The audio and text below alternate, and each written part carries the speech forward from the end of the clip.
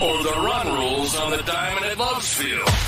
We're giving you the breakdowns, the bets, and the hot takes from the perspective of two former OU Athletics employees. You're listening to the Mainline Podcast with Tyler Burton and Adam Jaquez. Let's go! Let's go! Go! Go!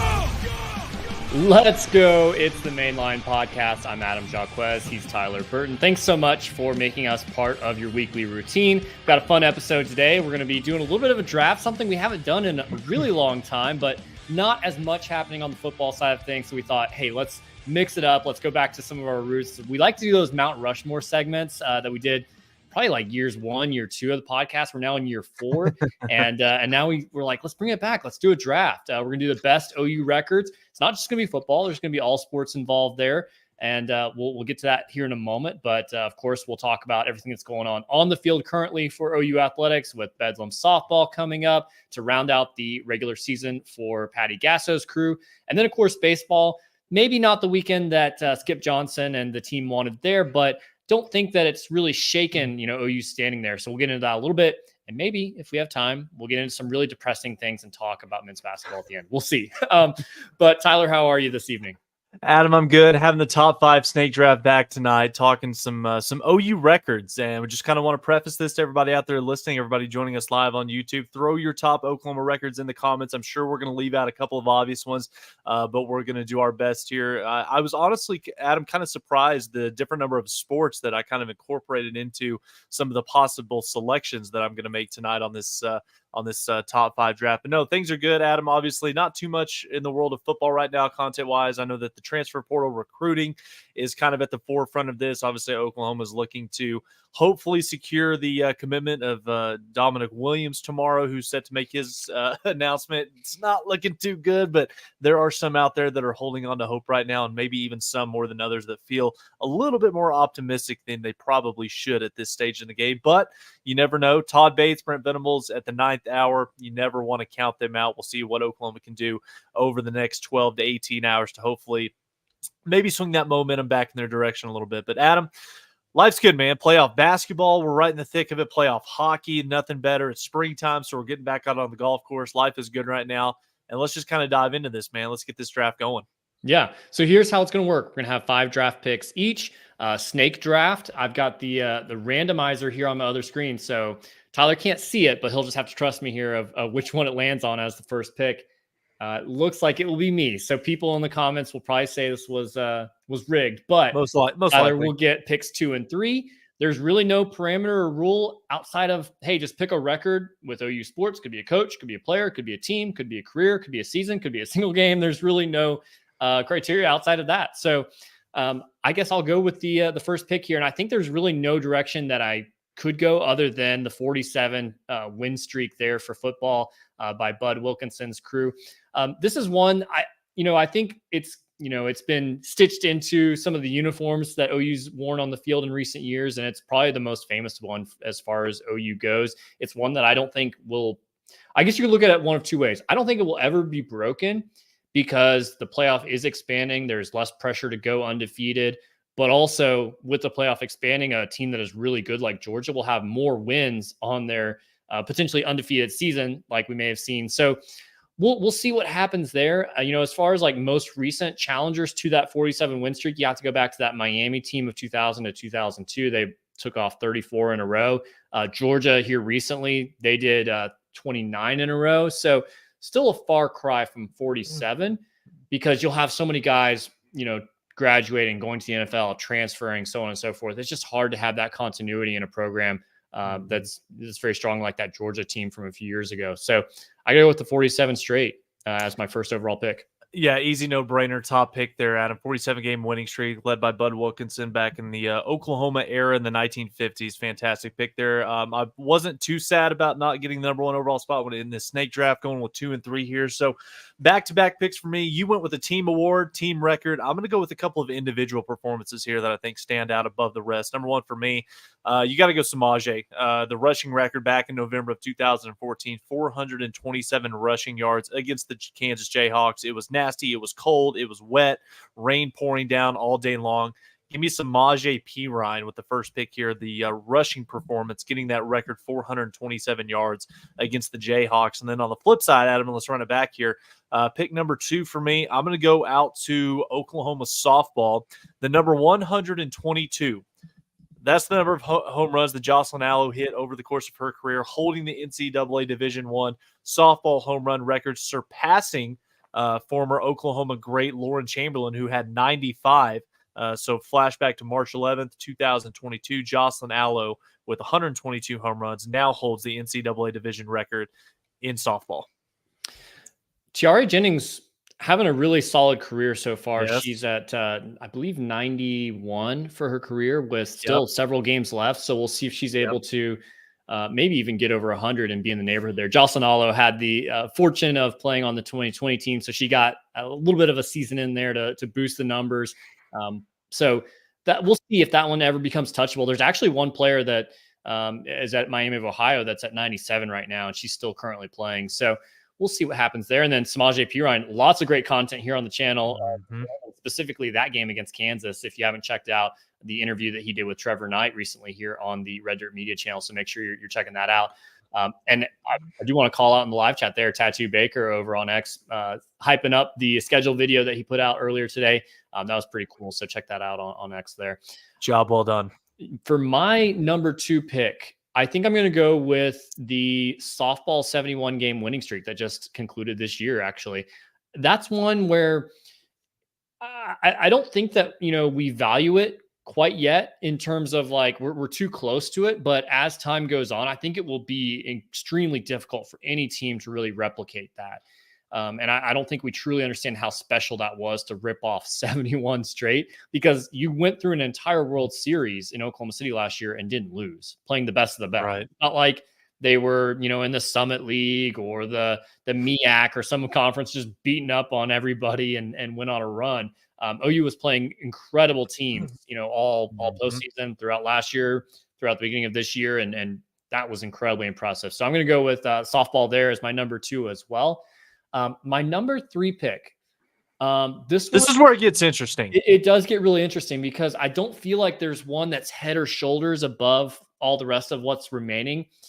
I'm going to go back to football here, and I'm going to go with Antonio Perkins. Damn it. 2003 performance against UCLA. 3 punt returns for touchdowns, 277 return yards. So that's kind of 2 records in one there. For a single game performance out of a punt returner. I don't think that will ever happen again, simply because UCLA and Carl Durrell, the coach there, and maybe just the punting team as a whole just weren't able to execute. Maybe and maybe it was just foolish, coaching. I don't know, but you should have never been punting to Antonio Perkins after that second touchdown. So I just don't think any coach team in the future will probably be able to do that. On that day, the Bruins had 9 punts to Oklahoma. So lots of opportunities there. And Antonio Perkins made the most of it. And here we are 21 years later, hasn't been broken. Hasn't been broken. Not sure if it ever will be broken. Great pick there. I was hoping I could snag that maybe at the 4th or 5th selection, but job well done getting that at number 3. A couple different yours, maybe a couple more here that I might have a little bit different direction that I want to go here, but I'm going to go I'm going to go to women's gymnastics for this one. Again, this kind of goes back to recency bias, but again, this was something that happened that, it's been, literally over 2 decades since this type of performance has happened in women's, collegiate gymnastics. And that was at the 2024 Big 12 Championships. The Sooners women's gymnastics team earned a score of 198.95, which became the new highest score in college gymnastics history and broke the 20-year-old record. So huge shout out to KJ Kindler and the OU women's gymnastics team. 198.95 at the Big 12 Championships. Hell of a performance. Elite all-time performance, as they said at the top of the record books for OU women's gymnastics. Good pick. I surely overlooked women's gymnastics, and probably that's my ignorance of not understanding the sport and what is so impressive there. So solid pick there. What do you got for your number 4? Pick number 4 for me. This is going to be tough, but I think I'm going to go back to football here, and I'm going to go to the quarterback position. Adam, Passer efficiency rating is something. It's a statistic that I don't think gets nearly enough credit. I know that a lot of people, they talk about the passer efficiency rating of Baker Mayfield back in that 2017 season, where I believe he was at about 175.3 or point 0.4. One of the best all-time performances in a single season for a quarterback at the collegiate level in Baker Mayfield. But what many people don't know, he's actually sitting number 2 in the standings in terms of that record book. You've actually got to look at Oklahoma's Sam Bradford going all the way back, where he's got a passer efficiency rating of 175.6. So another 405 kid. Give me Sammy B holding the FBS record with a mark of 175.6 passer efficiency rating. I like that one. I'm thinking about going with a Sam Bradford record here in one of my final 2 picks as well. I'm going to go, I won't go there maybe just yet,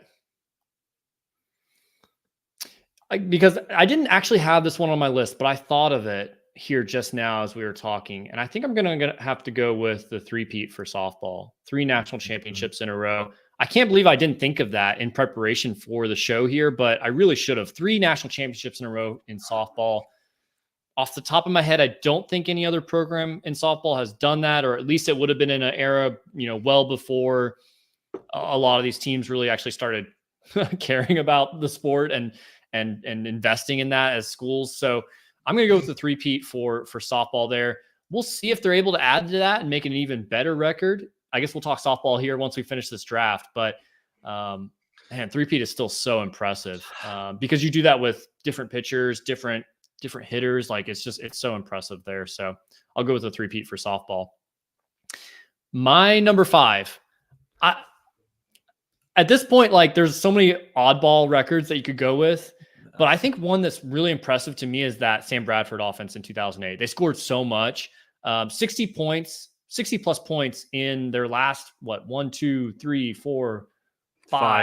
5 games of that 2008 season before they went off to the national championship against Florida. 62-28 against Nebraska, 66-28 against A&M, 65-21 in the jump around game against Texas Tech, and then 61-41 against Oklahoma State in Bedlam.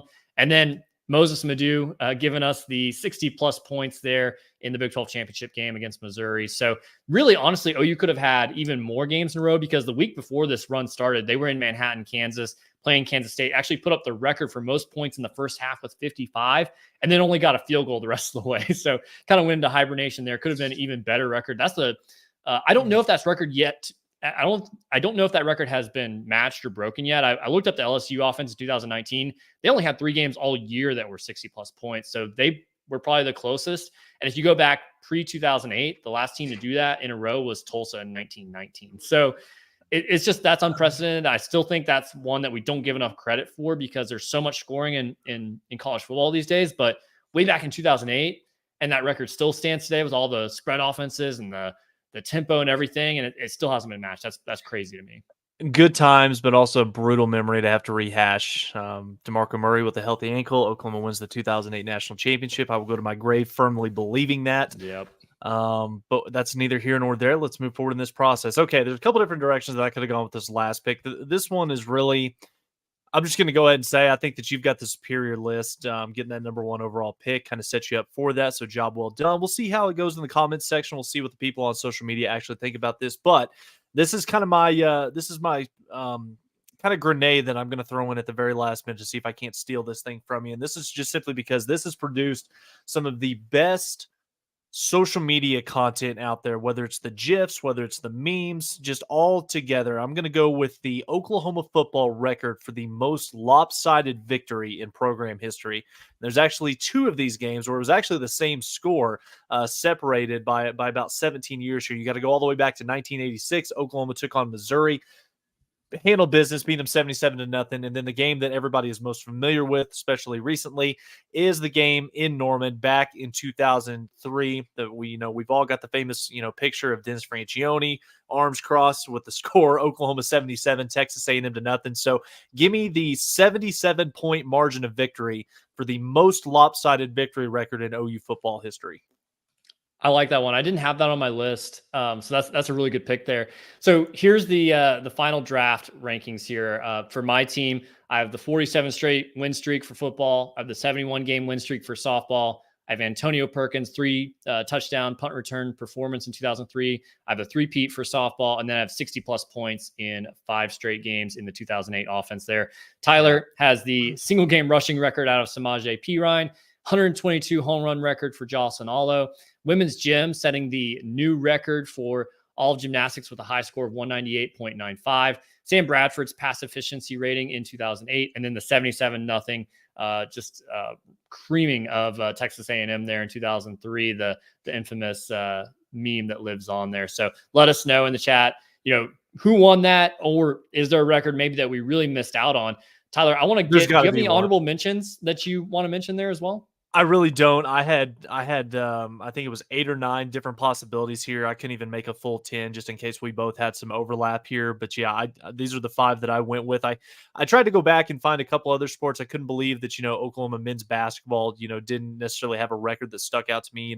You talk about some of the all-time greats like Wayman and Blake and, Buddy and Trey. I thought that there might be, a pretty significant, lead from first to second place. I guess the closest thing that I found was Buddy Hield's 3-point percentage for that final season in Oklahoma. It was significantly better than the next best one, which I think was Trey Young. And so, any time that you have a pretty sizable lead over, one of the best 3-point shooters, basically kind of in the game right now, especially at the end. Buddy Hield was a fantastic player, a hell of a lot of fun to watch. But yeah, I didn't really have anything too honorable mention wise. The first thing that kind of come to mind was the Buddy Hield 3-point percentage from his final season in Norman. Yeah, I feel like college basketball is not built for records, really, especially not at OU. I had 3 that kind of stood out. One was the 5 straight wins versus Texas from 2000 to 2004. I thought, that's pretty great. I thought, and this was kind of a funny one because we both worked in the ticket office. We kind of understood the sellout streak, but 152 game sellout streak, I think we kind of know, it's a little manufactured. Yeah. But okay, it's there. And then here's one that maybe we keep on our radar throughout this fall. Billy Bowman pick 6s. He's got 3 right now. He's tied with Derek Strait and Zach Sanchez in that department there. So a lot of potential for him to maybe get to 4 or 5, maybe even do another, 3 in a season there. And maybe that becomes some type of untouchable record there. I don't know how that would look in the terms of college football history, but at least in OU history, he's in great shape there to really own that record by the time he leaves Norman. So we'll keep an eye on that one for sure. Honorable mention for me, record for the worst performance as a head coach in the transfer portal era of college basketball, or do we want to save that for the very end? Let's save it for the end. Let's talk about softball because they've got a great series coming up here against Oklahoma State, the biggest series that has taken place so far at Love's Field, and it's one that the conference is on the line here. I didn't quite think that we would get to this point in the season and this series would be for the Big 12 title. And I don't think that OSU really has much of a chance at it, but OU's got a 1-game lead on Texas right now. Texas is playing at Texas Tech in Lubbock, so we'll see. But I would expect the Longhorns to be able to sweep the Red Raiders there, which means that OU probably needs to sweep Oklahoma State to win the Big 12 title in the regular season because they do not hold the tiebreaker over the Longhorns.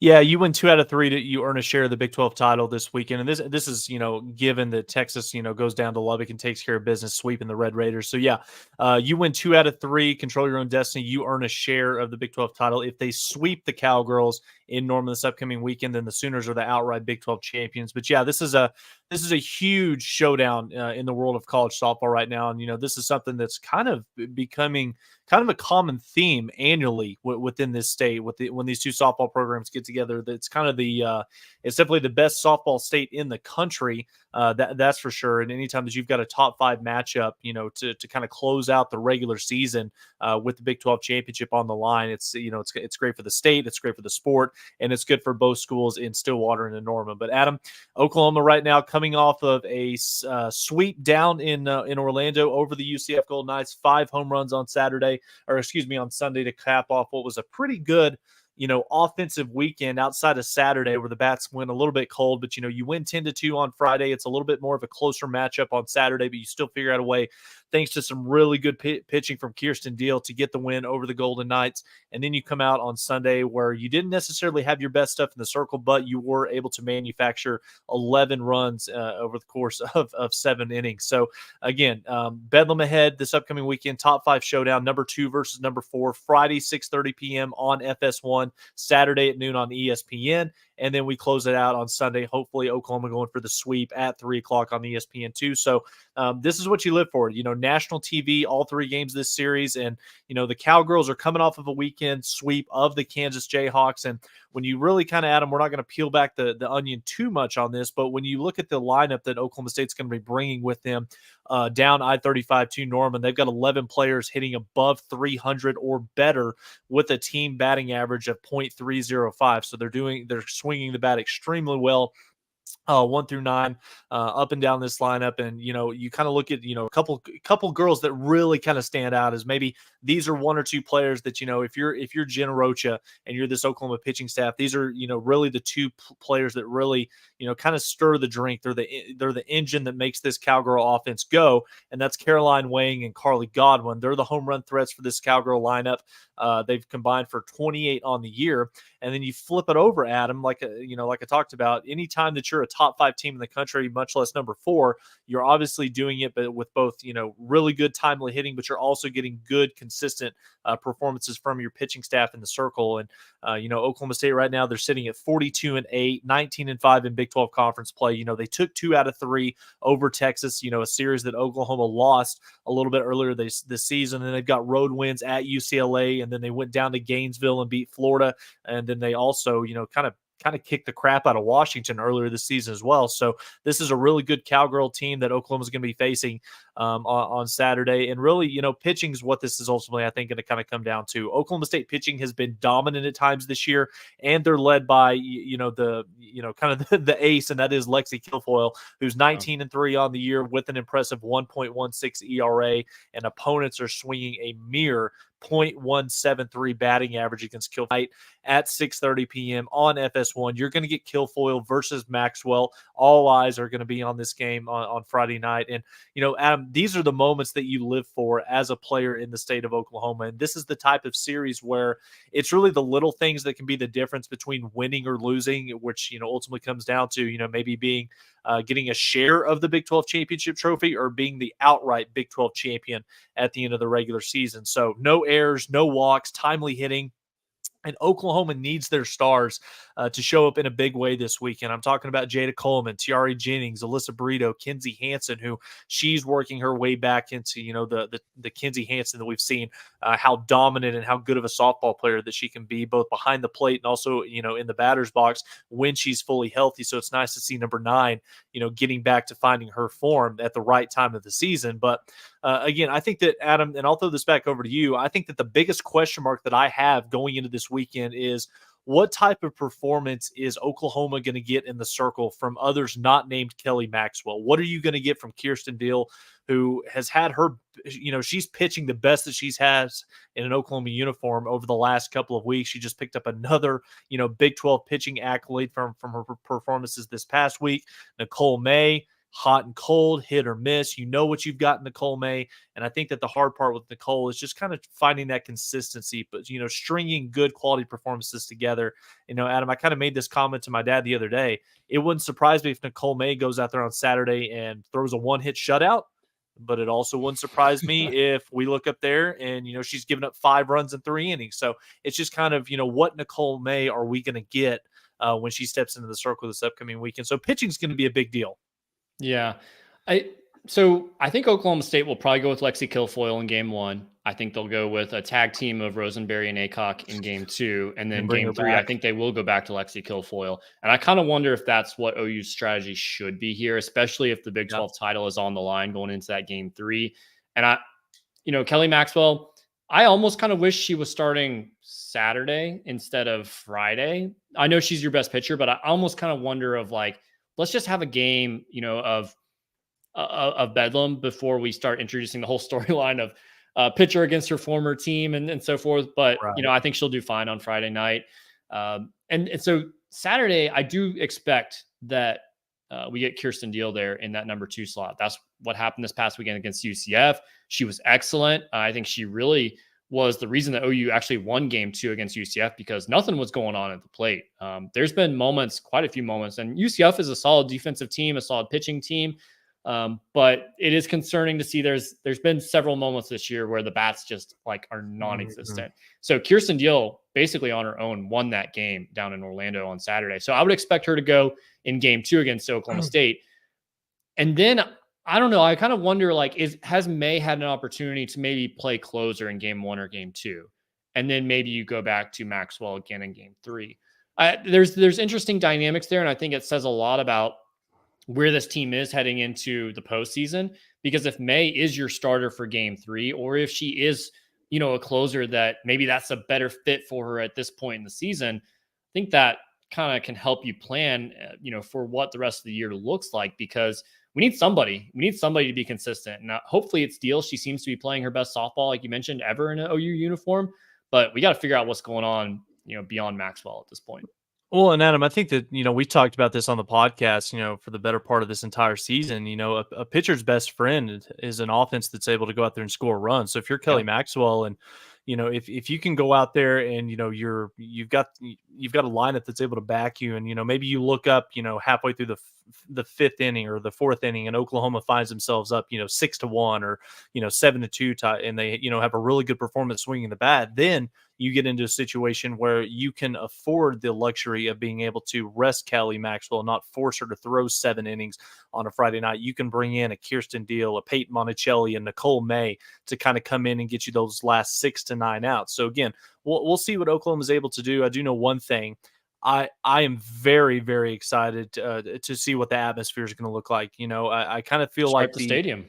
The standard for me in terms of a kind of a home atmosphere was kind of set a little bit earlier this season when Oklahoma went down to Austin.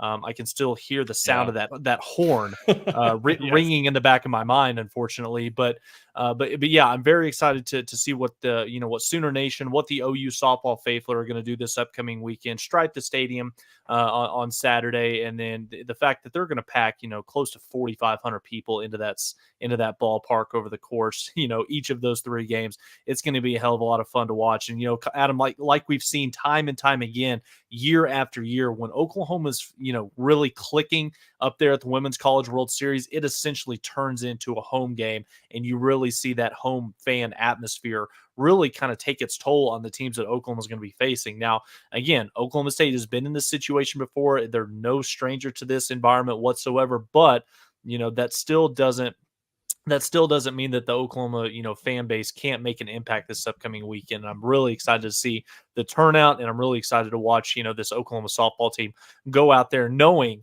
that this is really kind of the first time, maybe in a couple of years, Adam, where you go into the final, 3-game series of a season knowing that you have to win at least 2 of those games to win a Big 12 conference championship. You're not going to be afforded the luxury of having, a 5-6 game gap between you and the second place team. So Oklahoma's going to have to go out there and earn it. Yeah.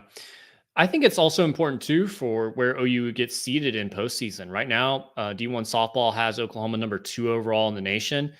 There's other things that go into where teams get seeded there, of course, but where OU finishes, do they have a Big 12 title under their regular season belt? Do they go out and win a Big 12 championship in the tournament there? Because, if OU is the number 1 overall seed, they're going to get the most favorable matchup in super regionals there in Norman, and vice versa. If they slip down to number 4, number 5 overall seed, then much tougher challenge in a super regional. And I don't feel very great about that. Not saying I expect OU to lose or anything. I just think it's going to be a lot closer than it has been the last couple of years. And so, this is a team that it feels like 2015 to 2020 timeframe again, where it's like they might win it all. They might be the best team, but there's a lot of other really good teams out there. So it's not going to be nearly as easy of a path, I think, to another 4th straight national championship for softball. So we'll see. Now is kind of really, this is your game 1 of the postseason, in my opinion. Like it's starting right now. So you're playing for your 4th national title right here. So we'll see how they come out of the gates. Well, Adam, let's flip it over here. Let's talk about some Oklahoma baseball. And like you alluded to when we opened this episode up, Oklahoma didn't get the result that they wanted in the Texas series. Ultimately, you win the game on Friday night. You don't play any game on Saturday, forcing the doubleheader on Sunday. And, it was kind of an up and down performance. Ultimately, the second game, because of the weather delay, because of, severe weather, Oklahoma's game was ultimately having to be cut short, giving Texas the win in game 3 and ultimately clinching the series. So what happened?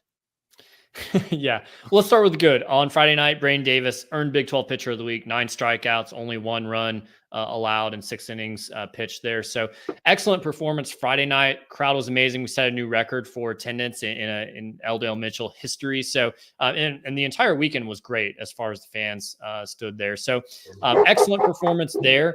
As far as what happened on Sunday, I know, in that game 1, things kind of got away when the bullpen came in. And that's kind of the same song and dance that we've seen from this team going back for the last couple of years. We just really haven't had that reliable arm out of the bullpen, or maybe we haven't had the reliability of the rotation when guys get pulled, put in, so on and so forth. And Carter Campbell, last couple of performances, probably not what you're looking for out of him. But he has moments. He has moments where it's like, okay, that he's got some heat going on right now.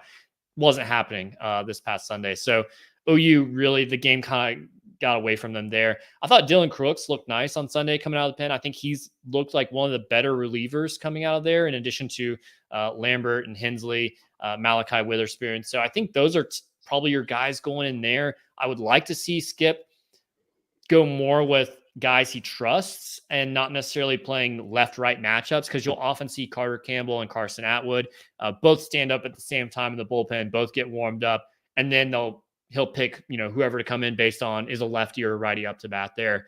I don't love that. I know it's really analytical, but I feel like the game has gotten away from us at multiple times this season there. So, and then, the second game of the doubleheader, I know a lot of people can say, oh, it shouldn't have been called, like the weather delay, Texas delayed, really just to get that win. It was a 2-run game.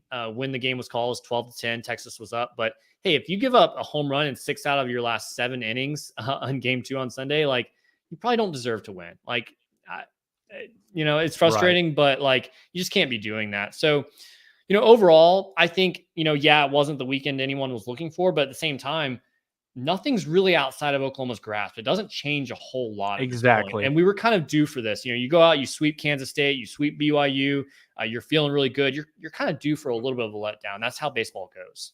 Adam, it feels like this team has done a much better job on the road as opposed to playing at home, which is kind of interesting in the world of college athletics, but that's baseball for you. So, I mean, it's kind of cliche, but could a road trip out to Lubbock this upcoming weekend be just what the doctor ordered? Maybe 15-10 at home versus 9-3 on the road. That doesn't make a whole lot of sense to me there. But we'll see. A lot of people will say OU plays really well in Lubbock. I don't think that's what I would hang my hat on as like optimism there. I just think that, hey, this team can bounce back. I think they probably focus well, when they're kind of have their backs against the wall. But at the same time, Texas Tech also has their backs up against the wall. They just got swept up in Lawrence against Kansas. So that's not really familiar territory for a really good program like Texas Tech. I know Kansas is pretty solid this year, but here's an opportunity for Oklahoma to go out there and say, hey, like, we're going to put Texas behind us. I know they're playing right now as we record against Oral Roberts. That's kind of tradition here for the main line. But I think, all the opportunities still ahead for this team. Still have a 1-game lead on Oklahoma State for the lead in the Big 12. I think as long as you finish first regular season in the Big 12 and don't go 0-2 down in Arlington in the Big 12 tournament, I think you're in great shape to still host a regional. Absolutely. And really just, maybe you go from like a 11 seed down to like a 14 seed or 15 seed, and then you have a really tough super regional matchup if you're able to make it out.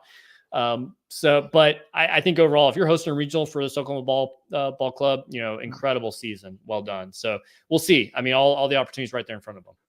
All right, let's get to it. We're going to start on a positive note, though. We talk about both men's and women's basketball programs on this podcast. So let's kind of just give some general thoughts on what we're seeing right now with both of these programs, on the men's and women's sides with regards to bringing in talent from the transfer portal. We're going to start on a positive note because Jenny Baranczyk, job well done. Hell of a, hell of an effort by this coaching staff. Jenny Baranczyk just landed the top transfer portal target in Reagan Beers, who averaged 17.5 points per game, 10.3 rebounds per game for the Oregon State Beavers this year as a sophomore when she was named a third-team All-American center. And this is coming off of a freshman season where she was named Pac-12 Freshman of the Year. This is a huge get. Make no mistake about it. This is one of the biggest pickups, I think, not just in women's college basketball, but when you look at the landscape of college athletics as a whole, just in terms of star rating, the impact that it can have on the program that they're going to, this is a huge gift for this women's basketball team, especially when the staff was able to get her commitment over the likes of Gino Oriyama and UConn. And also, my favorite part about it is she's dominant. She's also 6'4", no big deal. Yeah, I mean, that's really the piece that Oklahoma was missing this past season, and probably the last couple seasons, honestly, was someone that was going to be able to help us when we go up against the Texases of the world. And I know OU beat them twice in the regular season, but those are the teams that I think OU would like to be able to match up a little bit better against. It'll be interesting to see too, like, how does having a 6'4" player in the post there change anything, or is it still like tempo as normal there? But hey, if you're pulling a player away from UConn, a program that we know has tons of NIL, especially on the women's basketball side of things, hey, there's something that's resonating there. Jenny Baranczyk is doing something, because I can guarantee you there's probably not a lot of NIL for women's basketball at Oklahoma. Nope. So there's something that's really resonating there, and there's something that people are buying into. That's saying, hey, it's exciting to be a part of this women's basketball program. And there's a lot of players coming back. So I would expect this team to really be gearing up and saying, hey, like, we can put something special together. Like, we've taken our lumps a little bit in the NCAA tournament the last couple of years, but the foundation is built. The players are there. There's plenty of great pieces around Reagan Beers. And so I think they're going to be a fun team to watch. And it's going to be like, hey, this is our run to the Final Four. Like, we're gearing up for it. Yeah, Sweet 16 is the expectation for this team going into next year. I think that's where minimum. Yeah. Now, obviously, we'll see, ultimately how this team gels going into a new conference in the SEC. Injuries also play a factor. You want to stay healthy, but make no mistake about it. What Jenny and this coaching staff just pulled off in getting Reagan to come to Oklahoma over to UConn, I mean, you can't understate how huge of an impact that's going to be on this program with her having 2 more years of eligibility to go. On the flip side, Adam, and I don't even feel like talking about this, but we have to. Yeah. Oh my God.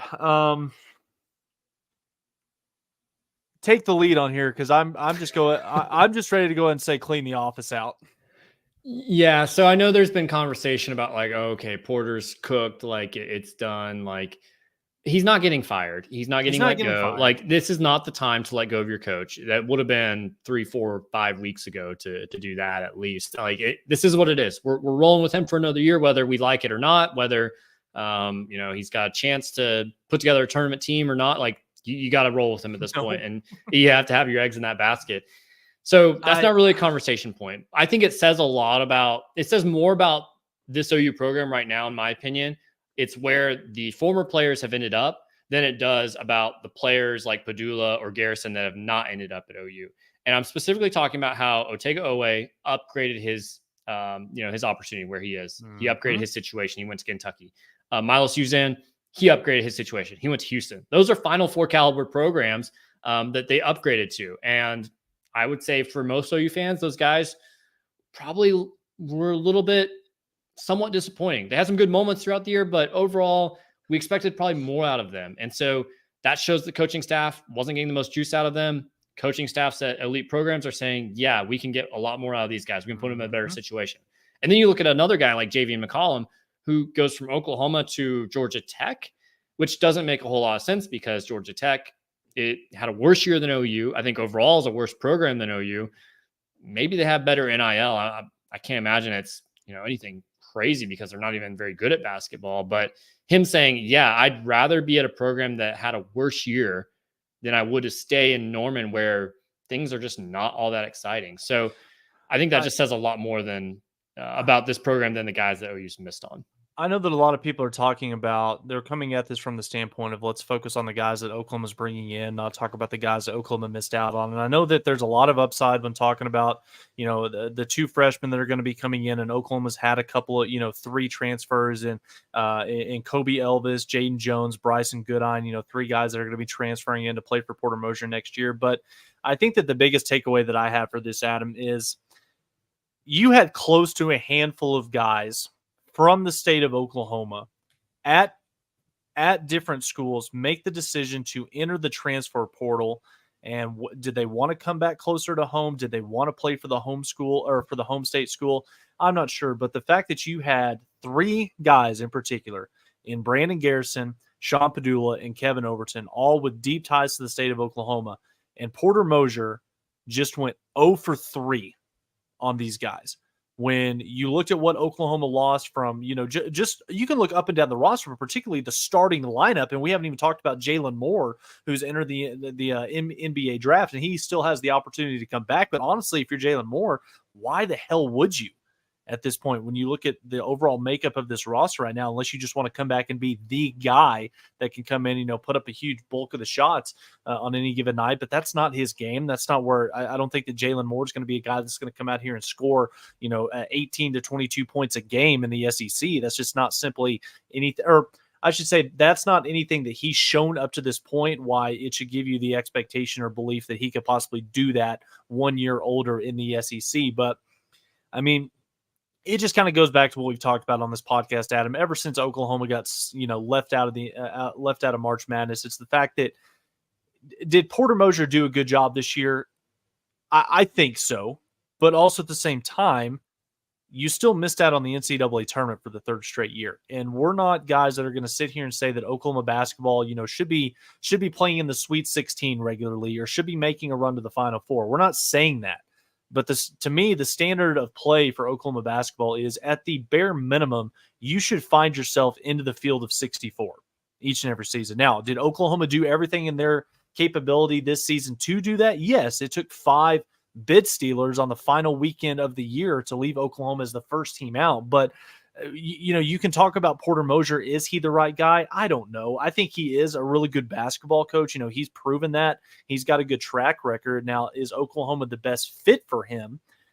I don't necessarily think that it's fair to say that, he and Oklahoma just aren't a good match, because I think that there's a lot of other circumstances in play that's kind of going against Porter Moser's ability maybe to bring in elite talent to a place like Oklahoma. And we can talk about lack of NIL money. We can talk about the facilities. The LNC discussion has been blown up. Everybody's talking about it until we're blue in the face. But even if you decided to go in another direction to fire Porter Moser, you're still in the exact same situation that you're in right now, where the new coach is going to have to basically inherit and deal with the same problems that Porter Moser has faced over the last 3 seasons. But, and I'll throw this back over to you, Adam, with this.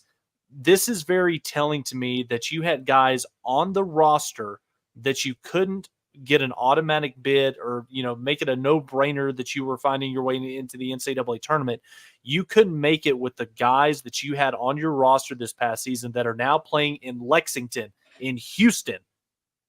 And now you expect the guys that we're getting from some of these 2nd-tier, 3rd-tier schools to come in and be able to compete in the SEC. It's just not a real good look right now for Porter Moser, but I will say it's not entirely the guy's fault. Yeah, it feels like it's kind of unfair to him that because he's bought in to the vision he has at Oklahoma, and it's almost like I honestly kind of want Joe Castiglione to kind of say, hey, like it's not your fault completely. It's a lot of our fault here as the athletic administration for not giving you the resources you need. So like we're kind of holding you hostage here by asking you to build something when you're not the right fit for this. Like I think Porter Moser probably be great at somewhere, pretty good, like Creighton, for example, that they're invested in that. And so there's not going to be very many guys that are a fit at Oklahoma because we're basically saying, hey, like we're not really invested in basketball. And that's on fans, that's on administration, so on and so forth. There's a lot of parties involved there. But it's almost kind of like, why are we torturing Porter Moser by continuing to ask him to build something here when we aren't giving him any tools to do that? He has 2 hands tied behind his back. And again, you mentioned like this next coach comes in, will have the same problems Porter Moser had. also at the same time, the exact blueprint for what you want in a coach looks like Porter Moser before he came to Oklahoma. So there's just so many, it's like chicken or egg kind of situation going on. Here's one of the knocks that I'll say about Porter. I'll use the Jacob Groves example here. The guy couldn't get on the floor at Oklahoma last year. He just averaged 18 points a game in the ACC playing against Virginia. Yeah. And I think that the biggest indictment on Porter Moser going into next season would be is if a guy like Otega Oweh, who had his ups and downs, had his struggles for most of the season in Norman, Oklahoma, if he goes to Kentucky and lights it up, or some of the other guys that are, Javion McCollum turns into an all ACC type player as being the guy up there in Atlanta at Georgia Tech.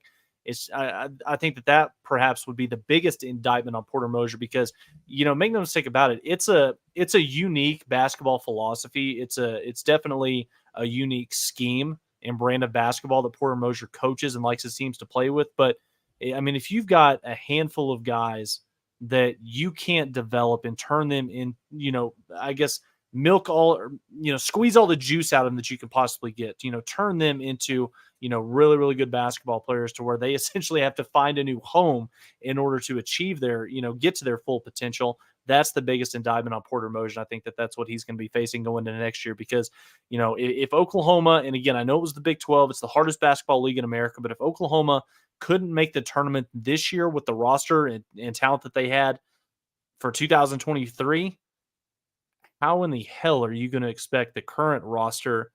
And again, we'll see how these guys fare, how they play together. But you just look at the talent that Oklahoma's got right now compared to what the roster looked like 6 months ago. It's not good. It's not going to be a good season. I'll throw another one on there. How about Alondis Williams? 6.7 points per game at Oklahoma, transfers to Wake Forest in 2021-2022 season, 18.5 points a game. Like, I just feel like that's kind of normal for guys to go off, leave OU, blossom. But Adam, how many times have we talked about it on this podcast over the last couple of seasons? It makes you sick as a viewer to watch Oklahoma play basketball on the offensive side of the floor. Yeah. There's no flow, there's no rhythm, there's no true identity with what Oklahoma's trying to do offensively. So again, it just kind of might be one of those things where Porter's not capitalizing on the talent that he's got right now, and he's not maximizing the output that he's getting out of these guys' abilities. Yeah, morale is at an all-time low. I mean, I feel like it's in the fan base. I imagine maybe it's in the locker room too, which is kind of a scary thought because, I mean, who's excited to go to a basketball game this upcoming winter? But Adam, take it even one step further. As a recruit, who's excited to come play at Oklahoma right now? Yeah. What are you selling if you're Porter really Moser right now? Really, for a lot of these recruits that are transfer portal and recruits probably that are coming out of high school, it's kind of like, well, I guess you could go to a mid-major or you could go to the SEC and play on one of the worst teams. And so, I don't know, it just feels like we're digging the hole further and further, but you don't really have a choice. If you let go of Porter, which I don't think is on the table, I don't think you should do that. It doesn't help anything. So it's like you've got to play out this upcoming season and hope that we're all dead wrong and that things can turn around. And maybe this is like the band of misfits that all works together perfectly. It's very rare that Joe Castiglione whiffs on a hire. And I'm not saying that he whiffed on this one, but again, I guess that my final point and the thing that really kind of I want to hit home in terms of my opinion on this podcast, I think that there's extenuating circumstances outside of Porter Moser, the basketball coach, that is the reason why Porter Moser is having such a difficult time right now building the basketball program at the University of Oklahoma. Yeah. And if we solve that, you know what everyone would say? Well, wait a minute. Shouldn't we be directing that money to football anyway? So, well, I mean, who knows? Maybe whatever money we had set aside for Brandon Garrison, maybe we can funnel that over to the Switzer Center that we can get the Williams kid out of TCU. We'll see. I mean, you can play that back and forth all day long, but I don't know. Yeah. Blow up the LNC. That's all I can say. I think that's a good place to end things for this evening. Thanks, everyone, for listening or watching us live on YouTube. We appreciate you making us part of your weekly routine. We'll be back next week, of course, talking whatever is the biggest storylines in Sooner sports. And we'll see you then for the next episode of The Mainline.